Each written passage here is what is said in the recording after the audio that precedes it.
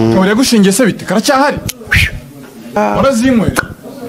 kugeza akabari gahombye burundu inzoga najaga kuba nicenga umva mitsingi ngo pu irapfundutse ikipfundura nkavuga ikomana ikipfundura abayi nabona icyo guca umufuniko ngumva gwabaraye hejuru ngo oya sindayireka kavuga nanje reka nkanyweda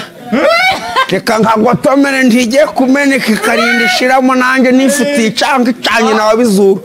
ndeka nyinshi kaba ndayigotomeye ubwo nabana mufasha karaba mugihe guca ndi kureba neza nkumviye akabiri ndavuga ndiyongeje pe nayo igaturika nkafasiza inzoga n'ibiki amusaka bikwemerera nawe yakwemerera kunywa inzoga ntabwo yabimbuza mfa kutamusindira